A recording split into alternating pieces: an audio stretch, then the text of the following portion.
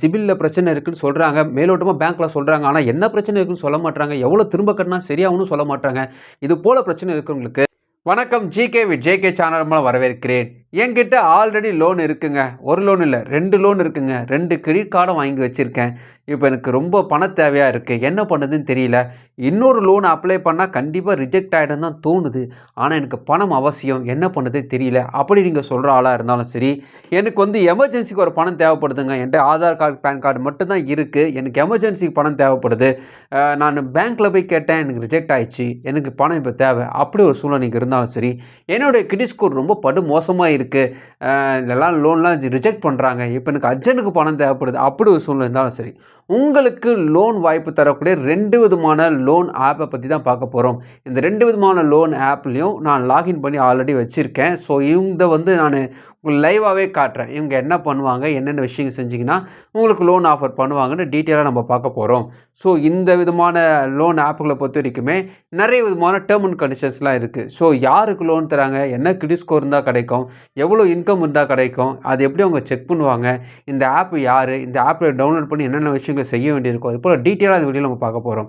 அதுக்கு முன்னாடி GK with JK சேனலுக்கு இது வரைக்கும் நீங்கள் சப்ஸ்கிரைப் பண்ணி பக்கத்தில் பெல் ஐக்கானை ப்ரெஸ் பண்ணி ஆல் ஆப்ஷன் பண்ணுங்கள்.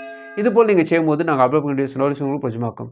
இந்த வீடியோ உங்களுக்கு பிடிச்சிருந்துச்சுன்னா ஃப்ரெண்ட்ஸுக்கு ஷேர் பண்ணுங்கள். தெளிவாக இருக்குதுன்னா மறக்காம லைக் பண்ணுங்கள். லோன் தரக்கூடிய ஆப்புகளை நம்ம ட்ரை பண்ணுறது வந்து விஷயம் கிடையாது. ஒவ்வொரு ஆப்பையும் ட்ரை பண்ணி ரிஜெக்ட் ஆச்சுன்னா கிரெடிட் ஸ்கோர் தாறுமாறாக இறங்கிடும். அப்போ என்ன பண்ணணும்னா, எல்லா ஆப்பையும் ஒருங்கிணைக்கிற மாதிரி ஏதோ ஒரு ஆப் இருக்கா? ஆமாம், அப்படிப்பட்ட 2 லோன் ஆப் தான் இன்றைக்கி நம்ம பார்க்க போகிறோம். ஒன்று பார்த்தீங்கன்னா பேங்க் பஸார்.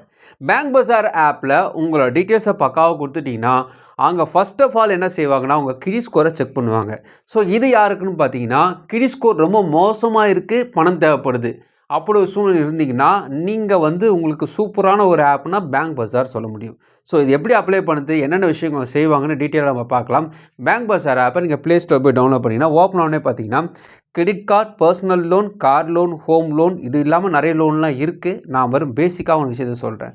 நம்ம பேங்க் பஸார் உள்ளே போனீங்கன்னா, ஃபர்ஸ்ட் ஆஃப் ஆல் உங்களுடைய ப்ளே ஸ்டோரில் ஓப்பன் பண்ணி உள்ளே போகிறீங்க. மொபைல் நம்பர் கேட்கும். மொபைல் நம்பர் கொடுத்த பிறகு டேர்ம் அண்ட் கண்டிஷன் ஆப்ஷன் வரும். கண்டினியூ நீங்கள் கொடுத்துட்டு உள்ளே போனீங்கன்னா, உங்கள் மொபைல் நம்பரோடு பேன் கார்டு இணைக்கப்பட்டிருந்தால் தாராளமாக எடுத்தோடனே கிரெடிட் ஸ்கோருக்குள்ளே போயிடும். First of all credit score check பண்ணுவாங்க. இந்த கிரெடிட் ஸ்கோர் செக் பண்ணும்போது தான் யாருக்கு என்ன தேவை, அவங்களோட கிரெடிட் ஸ்கோர் என்ன, அவங்களுக்கு என்ன கிடைக்கும், இது வந்து டீட்டெயிலாக அவங்க பிரித்து சொல்கிறாங்க. So first of all credit ஸ்கோரை செக் பண்ணுவாங்க. உங்களோட டீட்டெயிலாக உங்களுடைய கிரெடிட் ஹிஸ்ட்ரியை செக் பண்ணுவாங்க. பேமெண்ட் ஹிஸ்ட்ரி தான் முக்கியமாக பார்ப்பாங்க. ஏற்கனவே லோன் வாங்கி வச்சுருந்தீங்கன்னா ப்ராப்பராக அதை நீங்கள் கட்டியிருக்கீங்களா, டியூ எதாவது விட்டுருக்கீங்களா, கிரெடிட் கார்டு வச்சுருக்கீங்களா, ப்ராப்பராக கட்டியிருக்கீங்களா, மினிமம் டியூவே வச்சு ஓட்டியிருக்கீங்களா, இது எல்லாமே காட்டிடுவாங்க. ஸோ பார்த்தீங்கன்னா பேமெண்ட் ஹிஸ்ட்ரிக்குள்ளே போனீங்கன்னா டோட்டல் அக்கௌண்ட் எவ்வளோ இருக்குன்னு காட்டும். கிரெடிட் கார்டு யூட்டிலேஷன் ஒரு ஆப்ஷன் இருக்கும். இது கிரெடிட் கார்டு எதுக்கு எப்படி யூஸ் பண்ணியிருக்கீங்க, போராக யூஸ் பண்ணியிருக்கீங்களா, நல்லா யூஸ் பண்ணியிருக்கீங்களா, ஏதாவது ஒரு நாள் கட்டாமல் விட்டுருப்பீங்க அல்லது தள்ளி கட்டியிருப்பீங்க, இதெல்லாம் கூட அதில் காட்டிடும். ஸோ டீட்டெயில்டாக அதில் இருக்கும்.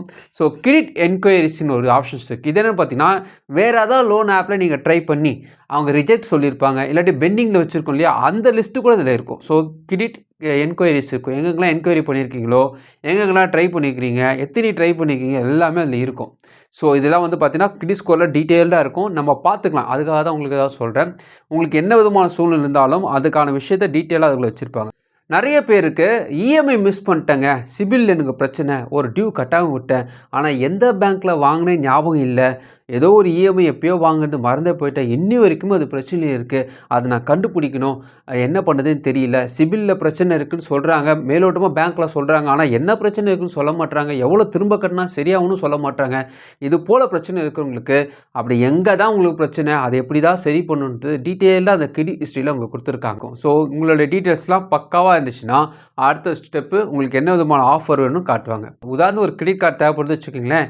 உங்கள் first name, last name, email ID, உங்கள் செல்ஃப் எம்ப்ளாயி, சேலரி எம்ப்ளாயி கேட்கும், அப்புறமா பின்கோட் கேட்கும், அப்புறமா உங்களுடைய ஆஃபர் காட்டும். இது வந்து கிரெடிட் கார்டுக்கு. பர்சனல் லோனுக்கு இதே விஷயம் தான் செய்வாங்க. ஸோ நம்ம பார்க்க போகிறது பேங்க் பஸாரில் கிரெடிட் கார்டை பற்றி ஃபஸ்ட்டு பார்த்துடலாம். பர்சனல் லோனுக்கு அடுத்த ஆப்பில் உங்களுக்கு சொல்கிறேன், அதை பற்றி டீட்டெயில்ஸ் சொல்கிறேன்.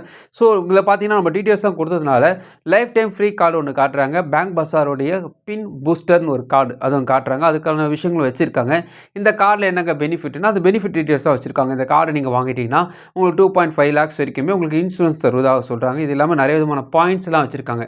எல்லா கிரெடிட் கார்டிலும் கொடுக்குற மாதிரி தான் இந்த பெட்ரோல் சார்ஜஸ்க்கான ஒரு கன்வென்ஷனாக வர ஃபீஸு, அதுபோல் பாயிண்ட்ஸ்லாம் நிறைய இவங்க வச்சுருக்காங்க. இதுக்கு பேன் கார்டு, ஆதார் கார்டு இருந்தாவே போதும். பேன் கார்டு உடைய அப்லோட் பண்ண வேண்டியிருக்கும். ஆதார் கார்டு நம்பர் இருந்தால் போதும். இது இருந்தாவே போதும், இந்த கார்டு கிடைக்கும்னு சொல்கிறாங்க. இது யாருக்கு கிடைக்குன்னா, கிரெடிட் ஸ்கோர் படும் மோசமாக இருக்கிறவங்களுக்கு இது கிடைக்க அதிகமான வாய்ப்பு இருக்குது.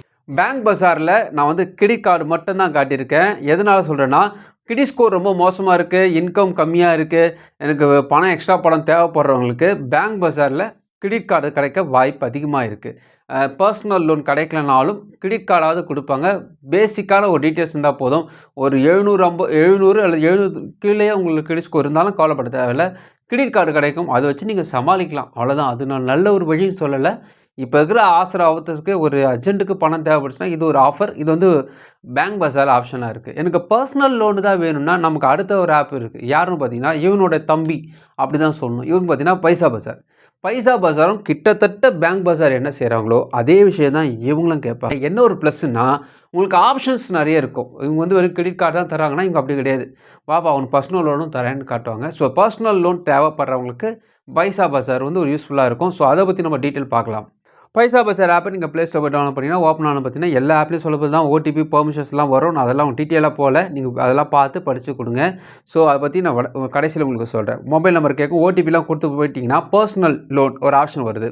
So personal loan option tick பண்ணிட்டீங்கன்னா, செலக்ட் ஒரு எம்ப்ளாய்மெண்ட் டைப் கேட்கும், சேலரி எம்ப்ளாயி, செல்ஃப் எம்ப்ளாயி கேட்கும், ஆனுவல் இன்கம் எவ்வளோ கேட்கும், பேங்க் அக்கௌண்ட் அதாவது எந்த பேங்க்கில் அக்கௌண்ட் வச்சுருக்கீங்க கேட்குது, கம்பெனி நேம் அதாவது நீங்கள் எங்கே வேலை பார்க்குறீங்க கேட்குது, எந்த சிட்டியில் இருக்கிறீங்க கேட்குறாங்க, என்ன ரீசனுக்காக வேலை இந்த லோன் வாங்குறீங்க கேட்குறாங்க, பழைய கடன் அடைக்கிறதுக்காக நான் போட்டிருக்கேன், ஸோ சொந்த வீடாக வாடகை வீடாக கேட்குறாங்க, எவ்வளோ பணம் தேவைன்னு கேட்குறாங்க.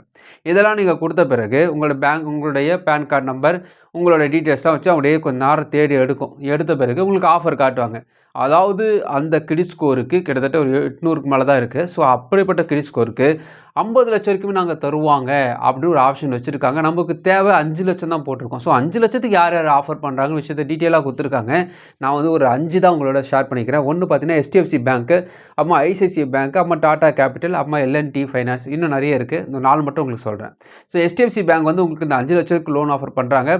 12% வட்டியில் தருவதாக சொல்கிறாங்க. ICICI பேங்க் 14.75%, கொஞ்சம் அதிகம்தான்.